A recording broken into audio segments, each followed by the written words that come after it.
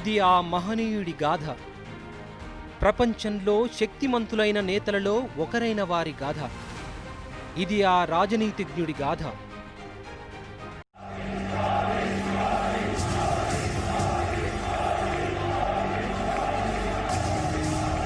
ప్రపంచంలో అతిపెద్ద ప్రజాస్వామ్య దేశంలో ఎంతో జనాదరణ పొందిన ప్రధానమంత్రి కథ. 130 కోట్ల మంది దేశ ప్రజల జీవన ప్రమాణాలను మెరుగుపరిచేందుకు మానవత్వానికి సేవ చేయడం కోసం సంకల్పించుకున్న ఆ వ్యక్తి గురించి ఈరోజు మాట్లాడుకుందాం. मैं नरेंद्र दामोदर दास मोदी ईश्वर की शपथ लेता हूं. నరేంద్ర మోదీ జీవితం సంఘర్షణ, స్వప్నాలు, అంకితభావంతో ముడిపడిన గాథ. रेलवे से रॉयल पैलेस जिंदगी का रास्ता बड़ा कठिन होता है. సంఘర్షణ పేదరికంతో, స్వప్నాలు నవభారతం కోసం, అంకితభావం దేశం కోసం, దేశ ప్రజల కోసం. నరేంద్ర మోదీ జీవన యాత్ర గుజరాత్లోని వడ్నగర్ వీధుల్లో ప్రారంభమైంది. 1950 సెప్టెంబర్ 17న దామోదర్ దాస్ మోదీ, హీరాబా దంపతులకు 3వ సంతానంగా ఆయన జన్మించారు. ప్రారంభ జీవనమంతా దారిద్ర్యంలో మగ్గిపోయింది. माता जी है 90 साल से भी ज्यादा उम्र है. जब हम छोटे थे तो हमारा गुजारा करने के लिए वे अड़ोस पड़ोस के घरों में बर्तन साफ करना, पानी भरना,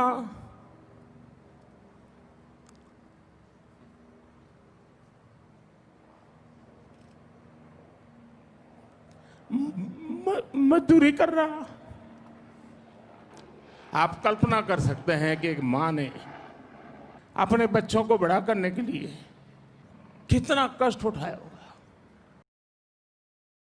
हम तो गरीब के घर पैदा हुए हैं, हमने गरीबी देखी है, हम गरीबी में पले हैं भाइयों. वे तो सोने का चम्मच लेकर के पैदा हुए हैं, हम चाय बेचते बेचते आपके पास आए. నరేంద్ర మోదీ పాఠశాలలో చదువుతూ స్కూల్ అయిపోయిన తర్వాత స్థానిక రైల్వే స్టేషన్లో ఆయన తండ్రి గారి ఛాయ్ దుకాణంలో ఆయనకు తోడుగా పనిచేసేవాడు. लोकतंत्र में अगर जनता जनार्दन जो ईश्वर का रूप है वो फैसला कर ले तो फिर एक चाय बेचने वाला भी उनका प्रतिनिधि बनकर के रॉयल पैलेस में हाथ मिला सकता है. పదుగురు నడిచిన దారిలో కాకుండా భిన్నమైన మార్గంలో నడవడం ఆయనకు ఇష్టం. సమాజంలో పరివర్తన తీసుకురావడం ఆయన ఉద్దేశం. పదుగురు నడిచిన దారిలో కాకుండా భిన్నమైన మార్గంలో నడవడం ఆయనకు ఇష్టం. సమాజంలో పరివర్తన తీసుకురావడం ఆయన ఉద్దేశం.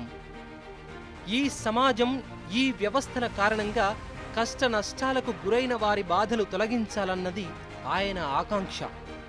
స్వామి వివేకానంద జీవనాన్ని, కార్యాలను క్షుణ్ణంగా అధ్యయనం చేయడంతో అది నరేంద్ర మోదీని ఆధ్యాత్మిక యాత్ర వైపు తీసుకెళ్ళింది. భారతదేశాన్ని జగద్గురువు చేయాలన్న స్వామి వివేకానంద స్వప్నాలను సాకారం చేయడమే జీవన లక్ష్యంగా నిర్దేశించుకున్నారు. నరేంద్ర మోదీ జీవితాన్ని ప్రస్ఫుటంగా వర్ణించే ఒక్క మాట చెప్పాలంటే అది సేవ, దేశ సేవ, మానవ సేవ. आखिरकार सरकार किसके लिए? मैं स्पष्ट मानता हूं कि सरकार वो हो जो गरीबों के लिए सोचे. सरकार वो हो जो गरीबों को सुने. सरकार वो हो जो गरीबों के लिए जिए. కేవలం 17 ఏళ్ల వయసులోనే నరేంద్ర మోదీ ఇల్లు విడిచి దేశయాత్ర చేయాలని నిర్ణయించుకున్నారు. ఒక్కొక్కసారి హిమాలయాలను అండగా ఎంచుకున్నారు. ఒక్కొక్కసారి ఆశ్రమాలలో శుశ్రూష చేశారు. సుమారు 2 ఏళ్ల తర్వాత ఇంటికి తిరిగి వచ్చిన ఆయన కొత్త ఉద్దేశం, కొత్త లక్ష్యంతో ముందుకు సాగే ఏర్పాట్లు చేసుకున్నారు. తనకు తాను దేశసేవ కోసం అంకితం చేసుకునే లక్ష్యంతో ఆయన రాష్ట్రీయ స్వయం సేవక్ సంఘ్తో కలిసిపోయారు.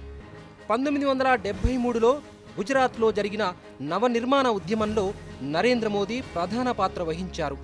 ఆ కారణంగా ఆనాటి కాంగ్రెస్ ముఖ్యమంత్రి రాజీనామా చేయాల్సి వచ్చింది. అత్యవసర సమయంలో దేశంలో పెద్ద పెద్ద నాయకులతో కలిసి పనిచేసే అవకాశం లభించింది. ఈ సమయంలోనే ఆయన ప్రజాస్వామ్యాన్ని పటిష్టం చేయడం కోసం ప్రజలను మేల్కొల్పారు. लोकतंत्र आपातकाल में क्या कुछ जुल्म नहीं हुए थे, इससे बड़ी धमकियां क्या होती, लेकिन ये देश झुका नहीं था। 1975 25 जून वो ऐसी काली रात थी जो कोई भी लोकतंत्र प्रेमी भुला नहीं सकता है, कोई भारतवासी भुला नहीं सकता है। एक प्रकार से देश को जेल खाने में बदल दिया गया था, विरोधी स्वर को दबोच दिया गया था। जयप्रकाश नारायण सहित देश के गणमान्य नेताओं को जेलों में बंद कर दिया था। न्याय व्यवस्था भी आपातकाल के उन भयावह रूप की छाया से बच नहीं पाई थी। अखबारों को तो पूरी तरह बेकार कर दिया गया था।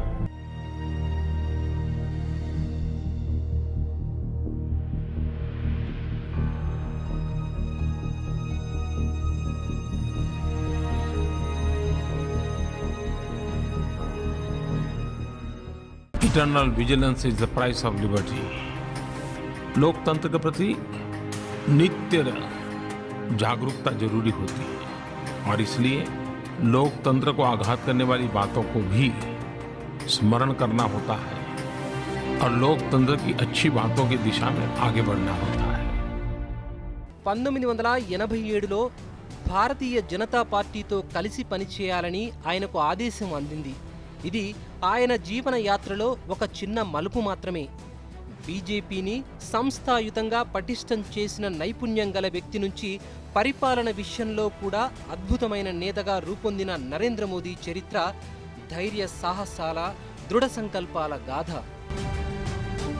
नरेंद्र दामोदर दास मोदी 2001 అక్టోబర్లో నరేంద్ర మోదీ గుజరాత్ ముఖ్యమంత్రిగా ప్రమాణ స్వీకారం చేశారు. के कायदाती स्थापित भारतना संविधान प्रत्यय గుజరాత్ విజయగాథను ఆయన వ్యవసాయం, పరిశ్రమలు, ప్రజాసేవలతో ముడివేసి నడిపించారు. ఆయన పాలనా కాలంలోనే గుజరాత్ వ్యవసాయ రంగంలో 10% అభివృద్ధిని సాధించింది. వైబ్రెంట్ గుజరాత్ సమ్మేళనాల కారణంగా ఆ రాష్ట్రంలోకి రికార్డు స్థాయిలో పెట్టుబడులు ప్రవేశించాయి. దీంతో ఉద్యోగ అవకాశాలు పెరిగాయి. ఆయన కాలంలోనే మధ్య తరహా, చిన్న తరహా పరిశ్రమలకు గుజరాత్ స్వర్గంలా మారింది. పెను భూకంపంతో ధ్వంసమైన కచ్ ప్రాంత పునర్నిర్మాణం ఇప్పటికీ అంతర్జాతీయ స్థాయిలో ఒక ఉదాహరణగా నిలిచింది. 2001 నుంచి 2014 వరకు నరేంద్ర మోదీ యావత్ దేశంలోనే అద్భుత పరిపాలకుడిగా, ముఖ్యమంత్రిగా పేరు తెచ్చుకున్నారు. వికాస్ పురుష్గా ప్రఖ్యాతిగాంచారు. 2014 సాధారణ ఎన్నికల కంటే ముందు యూపీఏ 2 పాలనా కాలంలో జరిగిన అవినీతి కథలు ఒక్కొక్కటే బయటపడుతూ వచ్చాయి. ఈ కారణంగా ప్రజల ఒత్తిడితో ఎంతోమంది కేంద్ర మంత్రులు రాజీనామా చేయాల్సి వచ్చింది. దేశం ఒక వికాస్ పురుషుడి కోసం అన్వేషిస్తోంది. పెచ్చు పెరిగిన అవినీతిని పీచమరిచే వ్యక్తి కోసం దేశాన్ని కుటుంబ పాలన నుంచి, ప్రాంతీయ తత్వాల నుంచి, విభజనవాదాల నుంచి, ఉగ్రవాదం నుంచి విముక్తి చేయగల మంచి పాలకుడి కోసం దేశం అన్వేషిస్తోంది. బీజేపీ నరేంద్ర మోదీని ప్రధానమంత్రి అభ్యర్థిగా ప్రకటించింది. గుజరాత్ అభివృద్ధి ఉదాహరణ దేశం ముందుంది. సామాన్య ప్రజలతో రాజకీయ సంబంధాలతో పాటు ఒక భావనాత్మక అనుబంధాన్ని పెంచుకున్న ఒకే ఒక వ్యక్తిగా యావత్ దేశంలో నరేంద్ర మోదీ ఒక్కరే కనిపించారు. इस बार के चुनाव में एनडीए 300 से ज्यादा सीट पाएगी और स्पष्ट बहुमत के साथ भारतीय जनता पार्टी के नेतृत्व में एनडीए की सरकार होगी और श्री नरेंद्र मोदी देश के अगले प्रधानमंत्री। 2014 ఎన్నికల ఫలితాలు ఈ విషయాన్ని రూఢీ చేశాయి. ఈ ఫలితాలు నరేంద్ర మోదీని దేశంలో అత్యంత ప్రజాదరణ పొందిన నాయకుడిగా నిలపడమే కాకుండా 3 దశాబ్దాల తర్వాత కేంద్రంలో మొట్టమొదటిసారిగా, అది కూడా ఒక కాంగ్రెసేతర పార్టీ సంపూర్ణ మెజార్టీతో ప్రభుత్వం ఏర్పాటుకు అవకాశం కల్పించాయి. ప్రజాస్వామ్యంలో అత్యంత పవిత్రమైన మందిరంలో తలవంచి ప్రజాస్వామ్య విలువలే తనకు అన్నింటికంటే ముఖ్యమైనవని నరేంద్ర మోదీ ఉద్ఘాటించారు. దీంతో పాటు తాను బాల్యంలో వేటినైతే కోల్పోయారో అటువంటి దుస్థితి ప్రస్తుత తరానికి, భవిష్యత్ తరాలకు రాకుండా చూడడమే తన ప్రధాన లక్ష్యమని ప్రకటించారు.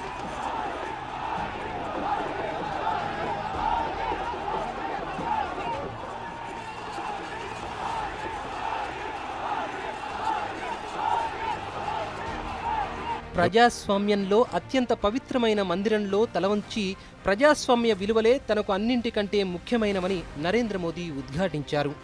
దీంతో పాటు తాను బాల్యంలో వేటినైతే కోల్పోయారో అటువంటి దుస్థితి ప్రస్తుత తరానికి, భవిష్యత్ తరాలకు రాకుండా చూడడమే తన ప్రధాన లక్ష్యమని ప్రకటించారు. मेरा मूलतः सिद्धांत जो रहा है वो ये है कि हम समाज में जो भी शक्ति है उसको और अधिक अवसर कैसे दें. हम एक ऐसा इकोसिस्टम तैयार करें ताकि उसको कुछ साहस करने का मन कर जाए, कहीं रुकावट आ जाए तो उसको हाथ पकड़ के निकालने वाला कोई मिल जाए. मैं जब चुनाव लड़ रहा था तो मैंने देशवासियों को कहा था कि मेरे पास अनुभव नहीं है, मुझसे गलतियां हो सकती हैं, बद इरादे से गलत कभी नहीं करूंगा.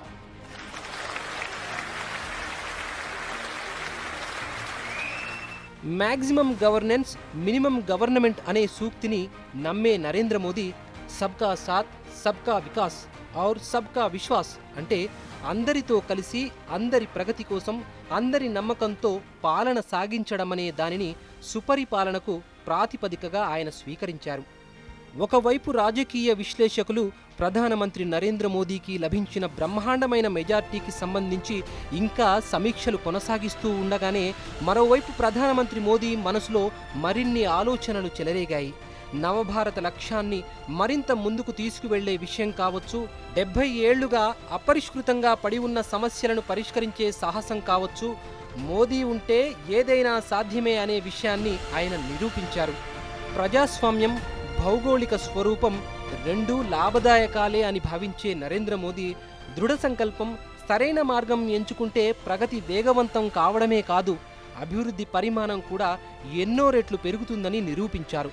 సమస్యలను వేటికి వాటిని ముక్కలు ముక్కలుగా పరిష్కరించే బదులు వాటికి కారణమైన కూకటి వేళ్లనే పెళ్లగించడం అవసరమని ఆయన నమ్ముతారు. అందుకే సమస్యలకు మూలమైన అంశాలను పరిష్కరించడం అన్నింటికంటే ముఖ్యమని ఆయన భావిస్తారు. మరో ముఖ్యమైన విషయం ఏమిటంటే ఆయన విధానాల్లోనూ వ్యూహాల్లోనూ ప్రజల భాగస్వామ్యాన్ని ప్రాతిపదికగా మలుచుకున్నారు. అభివృద్ధి విషయంలో ప్రభుత్వ ఆలోచనలు, ప్రభుత్వ వ్యవస్థలకు అతీతంగా బయటకు వచ్చి ప్రగతికి ఒక ప్రజా ఉద్యమ రూపం కల్పించారు. మొట్టమొదటిసారిగా ఎవరో ఒకరు కాదు, స్వయంగా భారత ప్రధానమంత్రి స్వాతంత్ర దినోత్సవ ప్రసంగంలో చారిత్రాత్మకమైన ఎర్రకోట నుంచి స్వచ్ఛత, పరిశుభ్రతకు సంబంధించిన విషయాలను ఉద్ఘాటించారు.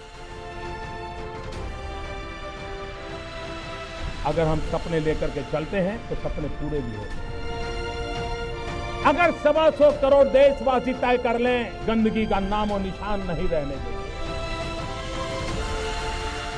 स्वच्छ भारत का एक अभियान हम सबको मिलकर के करना. అదే సంవత్సరం అక్టోబర్ 2న ప్రధానమంత్రి స్వయంగా చీపురు పట్టుకుని స్వచ్ఛ భారత్ ఉద్యమానికి నాయకత్వం వహించారు. బహిరంగ ప్రదేశాలలో మలమూత్ర విసర్జనలకు వ్యతిరేకంగా ప్రజలకు పిలుపునివ్వడమే కాకుండా పేదలందరూ గౌరవంగా జీవించడానికి వీలైన సౌకర్యాలన్నీ సమకూర్చే ఏర్పాట్లు కూడా చేశారు. महात्मा गांधी ने जो सपने देखे थे कि भारत आजाद भी हो, भारत साफ सुथरा भी हो, मेरे लिए ये श्रमदान नहीं है, ये श्रमानुभव है. और जो श्रमानुभव है वो मुझे सामान्य से सामान्य इंसान के साथ जोड़ता है. మొట్టమొదటిసారిగా పారిశుద్ధ్య కార్మికులందరూ దేశంలో వస్తున్న పెనుమార్పులో తాము కూడా భాగస్వాములమని భావించేలా చేశారు. ప్రపంచ ఆరోగ్య సంస్థ కూడా స్వచ్ఛ భారత్ ఉద్యమం కారణంగా లక్షలాది మంది ప్రజల ప్రాణాలు పరిరక్షించబడ్డాయని గుర్తించింది. గత 6 ఏళ్లుగా మోదీ ప్రభుత్వం నిరంతరం కార్యాచరణ పథంలోనే కనిపించింది. నిరంతర కార్యసంస్కృతి, కఠినమైన లక్ష్య సాధకుడిగా ప్రధానమంత్రి మోదీ నిజాయితీతో ప్రయత్నిస్తే ప్రస్తుత వ్యవస్థల్లోనే పెద్ద పెద్ద లక్ష్యాలను కూడా సాధించడం సాధ్యమవుతుందని నిరూపించారు.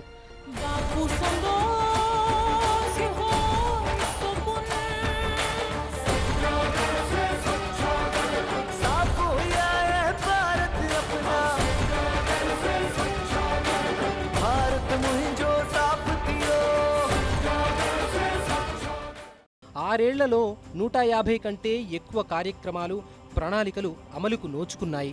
2019 సాధారణ ఎన్నికల్లో నరేంద్ర మోదీ నేతృత్వంలోని బీజేపీ ఎన్డీఏలకు గతంలో కంటే పెద్ద విజయమే లభించింది. దీనికి ప్రధాన కారణం అందరితో కలిసి, అందరి నమ్మకంతో అందరి ప్రగతి అనే మంత్రమే. मेरी सरकार का एक ही धर्म है, इंडिया फर्स्ट। मेरी सरकार का एक ही धर्म है, भारत का संविधान। मेरी सरकार की एक ही भक्ति है, भारत भक्ति। मेरी सरकार की एक ही पूजा है, 125 करोड़ देशवासियों का कल्याण। मेरी सरकार की एक ही कार्यशैली है, सबका साथ सबका विकास। और इसलिए हम संविधान को लेकर के, संविधान की सीमा में रह करके देश को आगे बढ़ाना चाहते हैं। मत बैंक की राजनीति से ऊपर उठकर देश के लिए फैसला करने का जिगर चाहिए था, और वो जिगर हमारे प्रधानमंत्री नरेंद्र मोदी।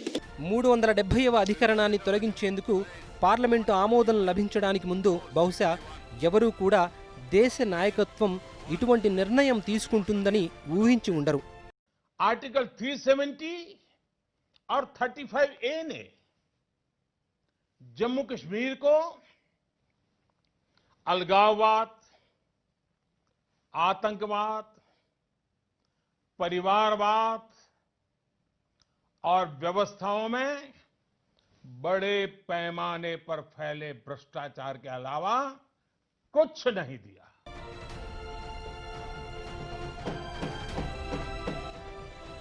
అయితే మోదీ ప్రభుత్వం రెండవసారి అధికారంలోకి వచ్చిన తర్వాత తీసుకున్న ఈ పెద్ద నిర్ణయంతో అందరి అనుమానాలు పటాపంచలయ్యాయి.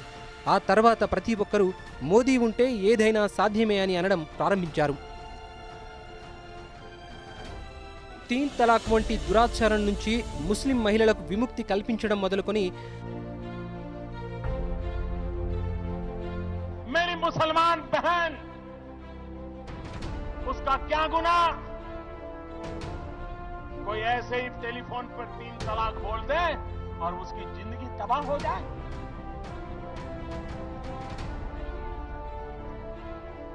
क्या मुसलमान बेटियों के हकों की रक्षा होनी चाहिए कि नहीं होनी चाहिए?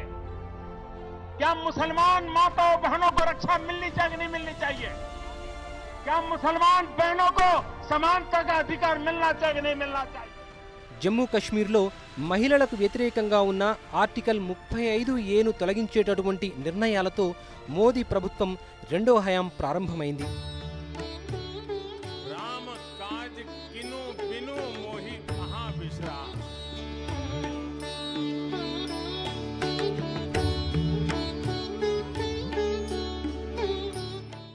అదేవిధంగా రామజన్మభూమి వివాదానికి శాంతియుతమైన పరిష్కారం కేవలం ఆ సమస్యకు సమాధానమే కాకుండా మెరుగైన భారత భవిష్యత్తుకు ఒక దిక్సూచిగా మారింది.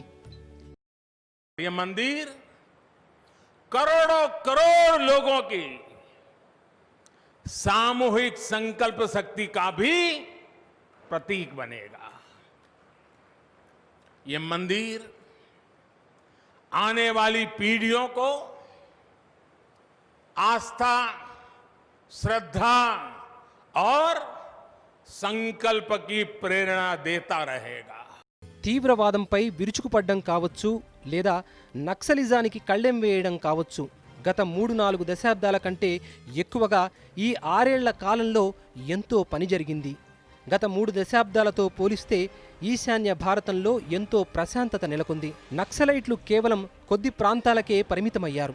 ఇంతేకాదు, సరిహద్దులకు అవతల ఉగ్రవాద శిబిరాలపై సర్జికల్ దాడులు, వైమానిక దాడుల ద్వారా తీవ్రవాదాన్ని ఎటువంటి రూపాల్లోనూ సహించబోయేది లేదని భారతదేశం స్పష్టం చేసింది. जब कोई टेररिज्म एक्सपोर्ट करने का उद्योग बना करके बैठा हो, मेरे देश के निर्दोष नागरिकों को मौत के घाट उतार दिया जाता हो,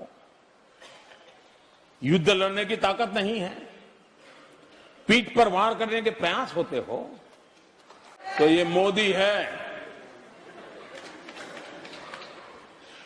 उसी भाषा में जवाब देना जानता है.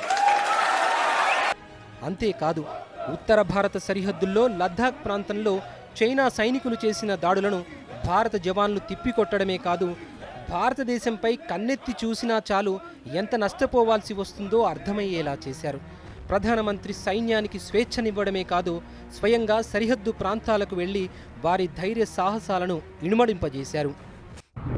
जिनके सिंहनाद से सहमी, जिनके सिंहनाद से सहमी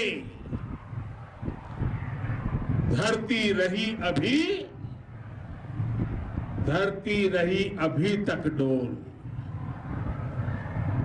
कलम आज उनकी जय बोल, कलम आज उनकी जय बोल.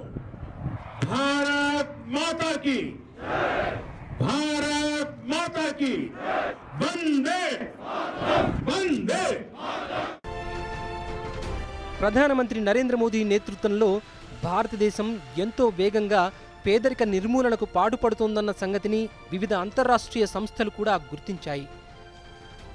పేద ప్రజల ప్రయోజనాలను దృష్టిలో ఉంచుకొని కేంద్ర ప్రభుత్వం తీసుకున్న అనేక నిర్ణయాలే దీనికి కారణం. ప్రపంచంలోనే అతి పెద్దదైన ఆరోగ్య సేవా కార్యక్రమం ఆయుష్మాన్ భారత్కు భారతదేశం నేతృత్వం వహిస్తోంది. 50 కోట్ల కంటే ఎక్కువ మంది నిరుపేదలు, మధ్యతరగతి వారికి చౌకగా మెరుగైన ఆరోగ్య సేవలను సునిశ్చితంగా చేస్తున్న కార్యక్రమం ఇది.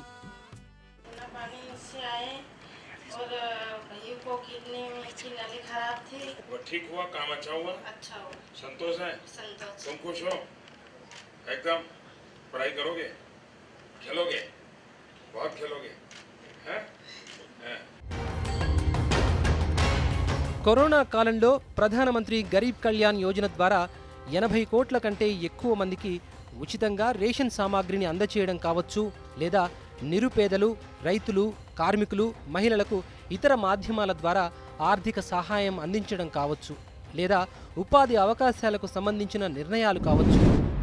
सरकार ने मेरा बहुत सहयोग करा है. मैं वहाँ से आने के बाद मेरे खातों में पैसे भी डाले गए और गरीब कल्याण योजना के तहत पशु शेड भी बनवा रहे हैं. सर ने सभी प्रवासी मजदूरों को मीटिंग में बुलाए और वहाँ हमें मीटिंग में बैंकर भी सभी आए थे और हमें 25 लाख का लोन कराए. ये गाय गोहाल ये भारत सरकार की गरीब कल्याण योजना से हुआ है. ये योजना मिला मुझे सरकार की तरफ से. मैं महाराष्ट्र में पढ़ाई करता था. वहाँ पे मेरी पानीपुर की गाड़ी है. लॉकडाउन के दूर हमारा वहाँ पे हालत ख़राब हो गई, इसलिए हम यहाँ पे आए. यहाँ पे हमने गरीब कल्याण योजना के थ्रू बोरखेड़ा से सुल्तानपुरा का कच्चे रोड पे काम किया. ప్రధానమంత్రి నరేంద్ర మోదీ నిజంగా ప్రభుత్వం అంటే పేదల కోసం జీవించేదే అనే విషయాన్ని నిరూపించి చూపిస్తున్నారు. దేశాన్ని ప్రతి పౌరుడిని ఆత్మనిర్భరుడిగా రూపొందించే లక్ష్యంతో నరేంద్ర మోదీ తీసుకున్న ఈ నిర్ణయాలకు పెద్ద ఎత్తున మద్దతు లభిస్తోంది. आत्मनिर्भर भारत ये सपना संकल्प में परिवर्तित देख रहे हैं. आत्मनिर्भर भारत ये एक प्रकार से शब्द नहीं, ये आज 130 करोड़ देशवासियों के लिए मंत्र बन गया है. దేశంలో ఏదైనా విపత్తు సంభవించినా లేదా కరోనా వంటి మహమ్మారిని ఎదుర్కోవాల్సి వచ్చినా నరేంద్ర మోదీ కేవలం దేశానికే కాదు, యావత్ ప్రపంచానికి మార్గనిర్దేశం చేశారు. ఒక విధంగా చెప్పాలంటే విపత్తును ఒక అవకాశంగా మార్చుకునే నైపుణ్యంలో ఆయనకు ఆయనే సాటి.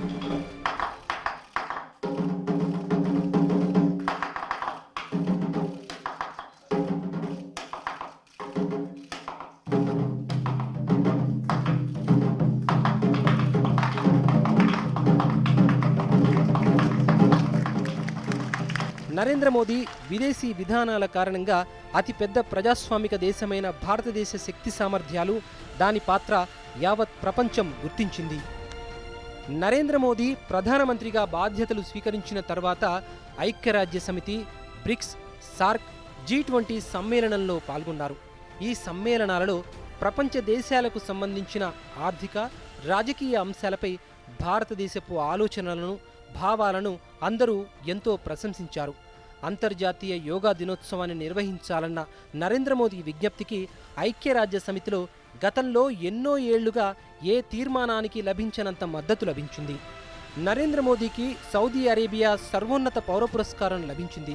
కింగ్ అబ్దుల్ అజీజ్ షేక్ ఆయనను ఈ సర్వోత్కృష్ట సన్మానంతో సత్కరించారు. రష్యా దేశపు అత్యున్నత పురస్కారం the order of statue the ఎపోజల్తో మోదీ సత్కారం పొందారు. స్టేట్ ఆఫ్ ఫిలిప్పీన్స్ పురస్కారం, ఆఫ్ఘనిస్తాన్లో Amir Amanullah Khan award, United Arab Emirates ద్వారా జాయద్ మేల్ పురస్కారం, మాల్దీవుల ద్వారా నిషాన్ ఇజ్జుద్ అవార్డులతో మోదీ సన్మానితులయ్యారు. 2018లో ప్రధానమంత్రి మోదీకి అభివృద్ధి కోసం ఆయన చేసిన కృషికి గాను ప్రతిష్టాత్మకమైన సియోల్ శాంతి పురస్కారం లభించింది.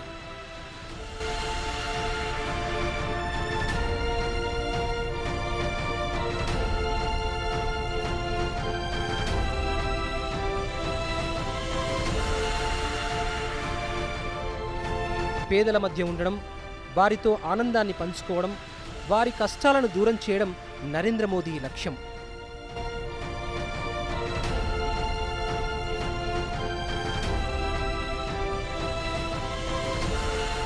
కింది స్థాయిలో ప్రజలతో వ్యక్తిగతంగా పటిష్టమైన సంబంధాలు ఉండడమే కాక సోషల్ మీడియాలో కూడా ఆయన సుస్థిర స్థానం పొందారు. ప్రపంచంలో ఆధునిక సాంకేతిక పరిజ్ఞానంతో పెనవేసుకున్న వ్యక్తిగా ఆయన గుర్తింపు పొందారు. నరేంద్ర మోదీ ప్రజానాయకుడు. సామాన్య ప్రజల సమస్యలను పరిష్కరించి వారి జీవన స్థాయిని మెరుగుపరచడానికి అంకితమైన వ్యక్తి నరేంద్ర మోదీ.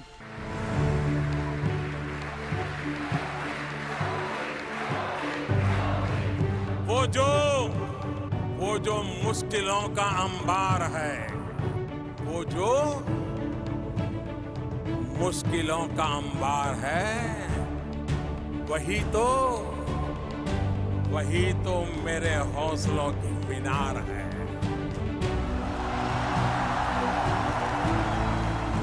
वही तो मेरे हौसलों की मीनार है।